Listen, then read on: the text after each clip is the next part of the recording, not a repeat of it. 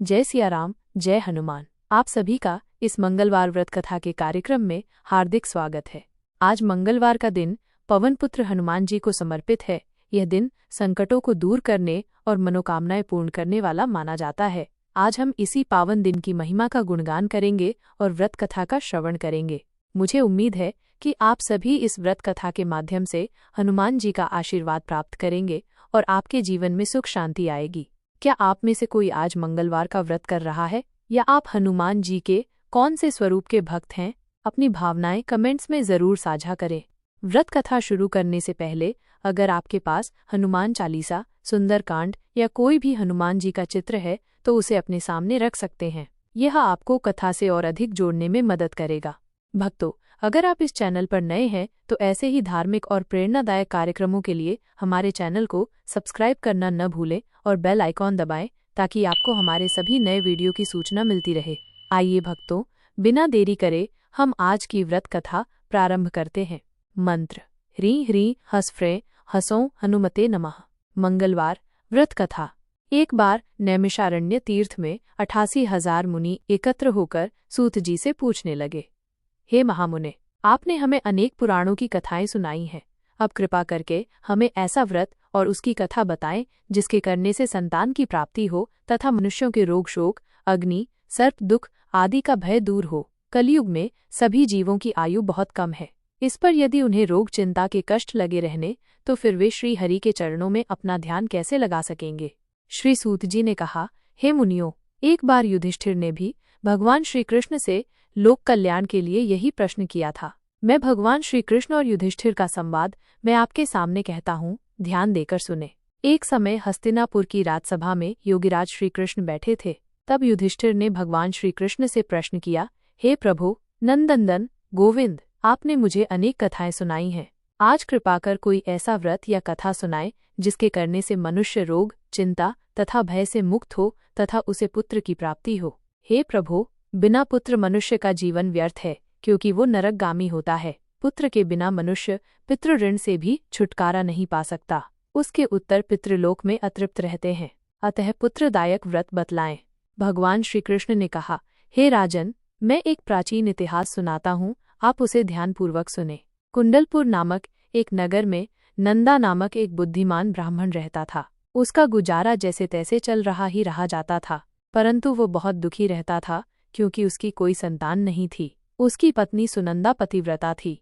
वो भक्तिपूर्वक श्री हनुमान जी की आराधना करती थी। मंगलवार के दिन व्रत करके अंत में भोजन बनाकर हनुमान जी को भोग लगाने के बाद स्वयं भोजन करती थी।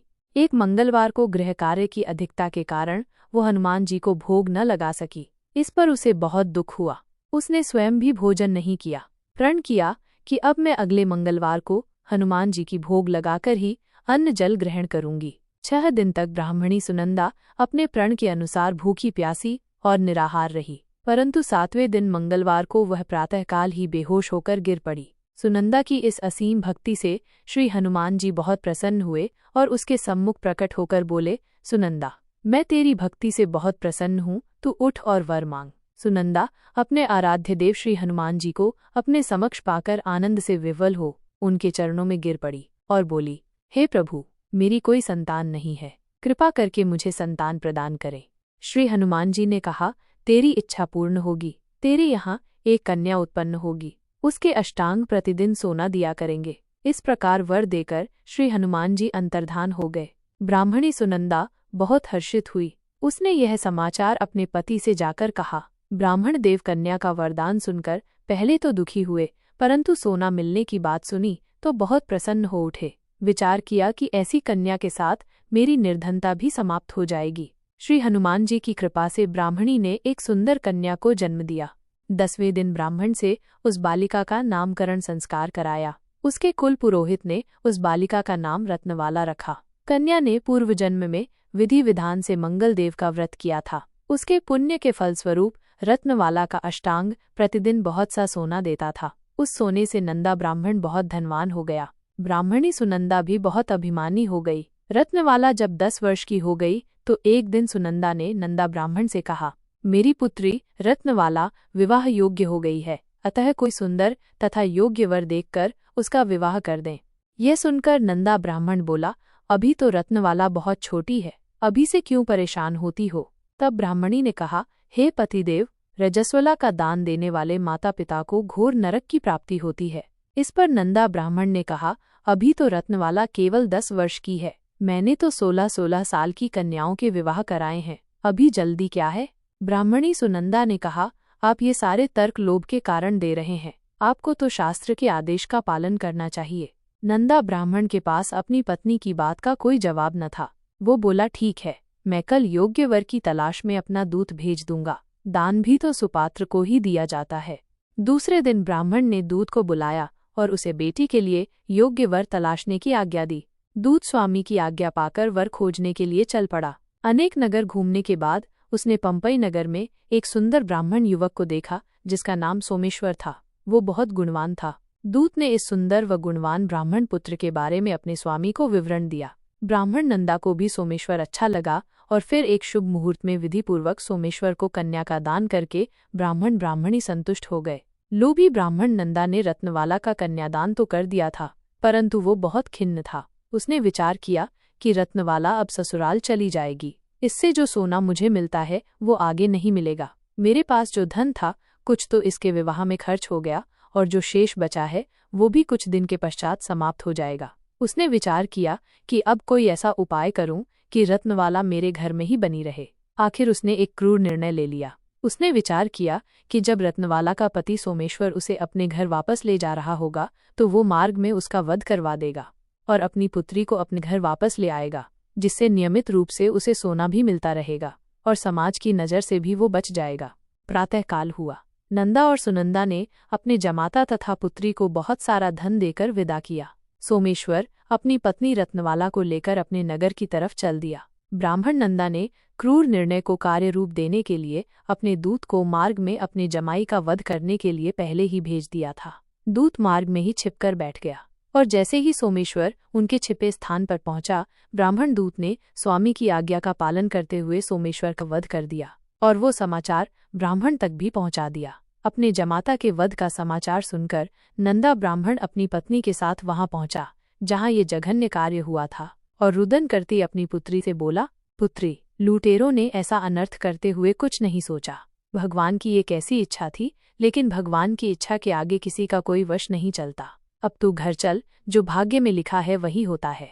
अपने पति की मृत्यु से रत्नवाला बहुत दुखी हुई। उसने मरने की ठान ली। उसने विलाप करते हुए अपने माता पिता से सती होने की अपनी इच्छा बताई। माता पिता ने बहुत समझाया, लेकिन वो न मानी। तब ब्राह्मण नंदा यह विचार करने लगा, मैंने व्यर्थ ही जमाता वध का पाप अपने सिर लिया। रत्नवाला अपने पति के साथ अपने प्राण तक देने को तैयार है। मेरा तो दोनों तरफ से मरण हो गया। धन तो अब मिलेगा नहीं। जमाई वध के पाप के फलस्वरूप यम यातना भी भुगतनी पड़ेगी। यह सोचकर वो बहुत दुखी हुआ। सोमेश्वर की चिता बनाई गई। रत्नवाला सती होने की इच्छा से पति का सिर अपनी गोद में रखकर चिता में बैठ गई। जैसे ही चिता को अग्नि दी गई, वैसे ही प्रसन्न हो मंगलदेव वहां प्रकट हुए और बोले, हे रत्नवाला, मैं तेरी पतिभक्ति से बहुत प्रसन्न हूँ, तू वर मांग। रत्नवाला ने अपने पति का जीवदान मांगा। मंगलदेव बोले, रत्नवाला, तेरा पति अजर अमर है, इसके अतिरिक्त तेरी जो इच्छा हो वो वर मांग। रत्नवाला ने कहा, हे ग्रहों के स्वामी, यदि आप मुझ पर प्रसन्न हैं तो मुझे ये वरदान दीजिए कि जो भी मनुष्य मंगलवार के दिन प्रातःकाल लाल पुष्प लाल चंदन से पूजन करे, उसे रोग व्याधि न हो, स्वजनों से कभी वियोग न हो, सर्प अग्नि तथा शत्रुओं का भय न रहे, उसका घर परिवार सभी प्रकार के सुखों से भरा हो, ऋणकर्ता ऋण मुक्त होकर धन संपत्ति का स्वामी हो जाए। जो स्त्री मंगलवार का व्रत करे वो कभी विधवा न हो। मंगलदेव तथास्तु कहकर अंतर्धान हो गए। मंगलदेव की कृपा से सोमेश्वर जीवित हो उठा। रत्नवाला अपने पति को पुनः प्राप्त कर बहुत प्रसन्न हुई। सोमेश्वर अपनी पत्नी को लेकर अपने नगर को चला गया। रत्नवाला को यह पता चल गया था कि उसके पति की हत्या लोभ के कारण उसके पिता ने करवाई थी, लेकिन उसने इसे किसी को नहीं बताया। उसने पिता को क्षमा कर दिया। पति पत्नी ने आजीवन मंगल व्रत किया और मंगलदेव की कृपा से इस लोक का सुख ऐश्वर्य भोग कर अंत में स्वर्गलोक को गए। इति श्री मंगलवार व्रत कथा। भक्तों, इस कथा को सुनने के बाद हनुमान जी की आरती करे और प्रसाद वितरण करे। जय श्री राम। यदि मुझसे कोई गलती हुई हो तो प्रभु श्री राम और प्रभु हनुमान मुझे क्षमा करे। आप अगली कथा किस व्रत की सुनना चाहते हैं, इसके लिए आप हमें कमेंट करें और चैनल को सब्सक्राइब करें। धन्यवाद।